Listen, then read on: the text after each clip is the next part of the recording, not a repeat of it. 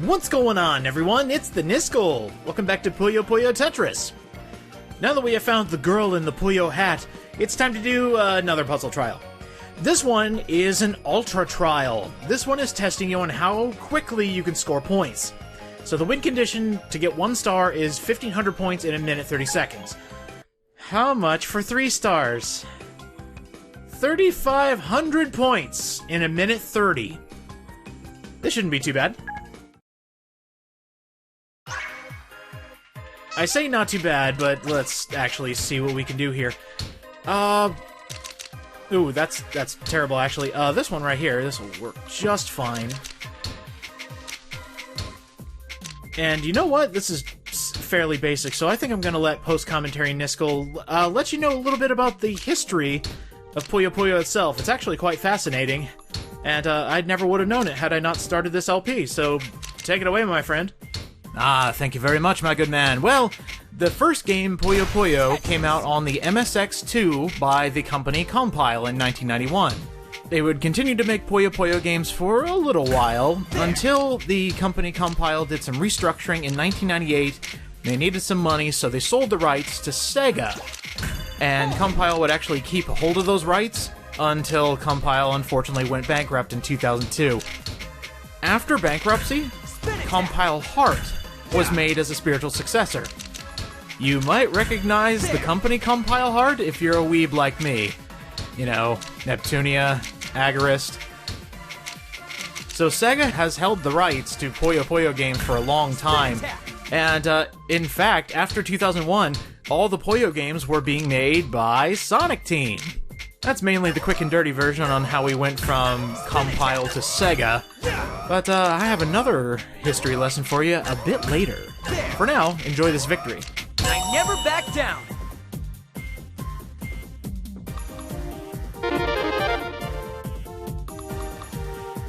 That wasn't too bad. Captain's report. Challenge completed. I can't wait until we get onto later chapters because some of these challenges can be very cruel in the conditions they set. But that's for later. It's a problem for later T, not T right now. Hey, I just realized, if T grows up and gets married, wouldn't that technically make him Mr. T? Oh god, let's continue. A cowering canine beat I, or A, I? Let's see how we pronounce that here. It's an actual dog person. What's wrong, doggy? Play with us. Yes, play with us, doggy. Play with us. Play with us. We haven't pulled any pranks yet, right, Jay? That's right, Elle. Oh my god, J and L blocks. Ah! I love it! We didn't place his food with hot mustard. We certainly didn't pelt him with live frogs. We didn't eject him out of the airlock with only 1 canister of air, and he had to basically swim his way back. We haven't sprayed him with the hose. And we never even played tug-of-war with his tail. Good lord, children. We've behaved ourselves all day. He still has an arm left. Oh my. I know we're supposed to find Arl, but those two are bullying a helpless puppy. Are you sure that's a puppy? Well, I guess more importantly, T, what's going on here? Who are they? Those 3 are also part of my crew. The twins are J and L. They love their pranks. And then there's the one trembling in the corner. That's I, the SS Tetra's chief engineer. Oh, the I block. Gotcha! He's your engineer? How does your ship stay afloat? Don't worry, he's a bit jumpy sometimes, but he comes highly recommended. Arf arf woof. Translation: we're about to run into an asteroid. J, L, leave him alone. But... Make us. We haven't done anything. See, this is why we need to hire a psychiatrist for a dog. Back up. I saw something that spooked him. And now he's too scared to move. Oh? And what did he see? He said it was a little yellow guy that says Goo Goo. No, the Goo Goo! And some strange girl was with him. Well, at least we're on the right track. But that's silly talk. Yeah, I is silly. Is that Sounds like Arl, all right. I? Where did the girl go?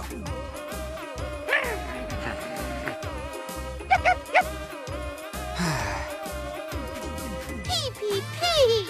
Oh god, this again. We're getting nowhere. I shall put him at ease with a Tetris battle! Just imagine if there were just the ellipsis and no Tetris battle. I shall put him at ease. Then you just hear a constant of slapping noises. Nah, that's too cruel. Don't slap your dogs, folks. Well, hopefully I will come to his senses after a little bit of Tetris. Now, this seems fairly standard, so post-commentary me is going to have a wonderful time telling you some other facts about Puyo Puyo and or Tetris, as I try to beat Tetra v Tetra, in 2 minutes and 30 seconds for those 3 stars. Here we go. Oh my god, I'd better be getting paid by the sentence. Anyway, did any of you know that Puyo Puyo is actually a spin-off game? The game it came from is called Mado Monogatari, originally released in 1990 for the MSX2. It's a dungeon crawling game. Yeah, a dungeon crawling RPG in first person. It was radically different from some of the RPGs that were out at the time. For example, there are no numbers. You don't have to deal with stats, you don't have to deal with experience. Everything is represented by what the sprites look like, mainly their facial expressions. You also don't directly attack your opponents, you only use magical attacks. And you have your normal elements, you got your fire, you got your ice, you got your thunder. Basically, you try to figure out the enemy's weaknesses and use the magical attack to kill them quickly. Mado Monogatari came out on MSX, and eventually in 1991 it was released on PC 98. And if some of the characters look familiar, these are where the cast of Puyo Puyo came from.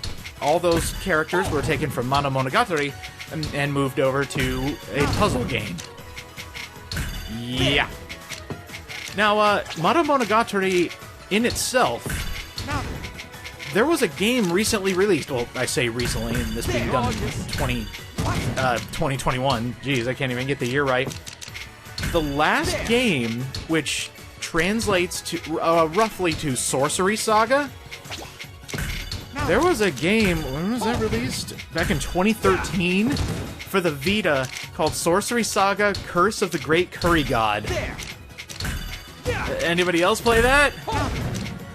I mean, it was published by Compile Heart in Japan and released by Axis in North America. So, if you happen to find your Vita and want to boot it up one more time, you could play an authentic Sorcery Saga game in this day and age. Ooh, Niskel, come on. Come on, me of the past. Actually, keep an eye on that timer. You're about to see something really interesting.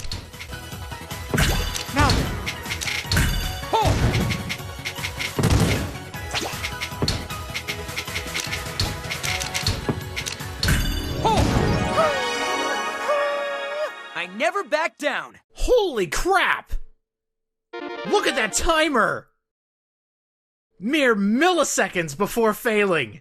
Yeah! I did it! Hopefully this will calm I down a bit. It's okay, puppy. Captain, I apologize for losing my composure. Oh. Such proper English. Are you better now? Indeed. It was a splendid battle, and I've returned to my senses.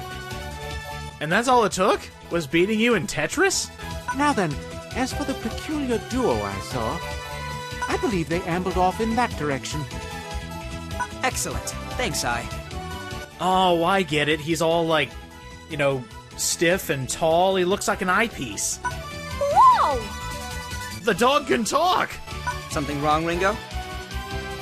No, it's just... he really made a night and day recovery. It was really impressive. You know, that's a good point to bring up. And not the fact that he's a talking dog. I didn't have a chance to give a proper reaction because I was waiting for a good moment. Hey! Now we know where Arl is! Alright, let's go! Pee pee pee pee! Excellent! Let us follow the Goo Goo! Oh, cool. More background music, sweet. Alright, we have a new puzzle trial here, the Marathon Trial. Score 3,000 points before clearing 10 lines. I really like challenges like this. You kind of have to figure out what the game wants you to do. And when playing Tetris, this means getting Tetrises. So for 3 stars, we need 5,000 points. And that shouldn't be too difficult, honestly, because we could just stack up. We have all the time in the world. And, you know, I like that part. If I'm going to do a puzzle stage, I want to be able to focus and figure out what I want to do before acting. Otherwise, I flub a little bit. There's our first Tetris, and that got us 2,800 points. Or, not 2,800 points, excuse me. I keep forgetting that if you slowly lower your Tetraminos, you are actually getting points. Like, for example, I'm going to slowly lower this down, and you get points for that. So, that's just something to keep in mind. Now, the game kind of relies on you knowing how to fast drop, which press up on the D-pad, and your piece automatically goes straight down. That is one of the best ways to play, and, you know, kind of the way a lot of people tend to win Tetris, especially in Tetris 99, where they can fast drop, get the piece down there immediately, and start sending garbage to fellow opponents. And there are people out there, I've actually seen it happen, they do not use fast drop. You know, to each their own. But fast drop is like the easiest way to play Tetris, man. If you don't play with fast drop, you're open for attack. We've completed another challenge. Got more the 3 stars as well. All right, the tomboy in trouble. We're going after Arl and Carbuncle. I keep wanting to call her Arlie, but maybe that's because in Chrono Trigger I called Marl Marley for the longest time, and I've always gotten it wrong. It's either that or she's from The Walking Dead and her real name is Coral! I have you surrounded. Do not resist. Hey! Don't come any closer! I'm warning you! Oh my god, his name is Zed. And he has his Tetris piece on him. Goo goo goo! Goo Goo! It's the goo! You will do as I say. Surrender yourselves at once. Get away! I'll never give in! Ah, come on, Arl, you fought worse. Someone! Help me! What's he doing to Arl? Oh my gosh! What's going on? That big round robot's got Arl trapped! Arl, you hear me? Run! He's probably too fat to chase you! That's a very good point. And I love how she's smiling as she's saying, "Run, Teehee!" Run, run, run! I can imagine Amity in a slasher movie just saying, "Run, run, run!" as the slasher's slowly approaching behind her. Amity, he looks like he's pretty athletic. Arl, don't move. We're gonna rescue you. Ringo? Amity? I'm so happy to see you. Us too. I'm glad you're all right. What was that piece of junk trying to do to you? Excuse me?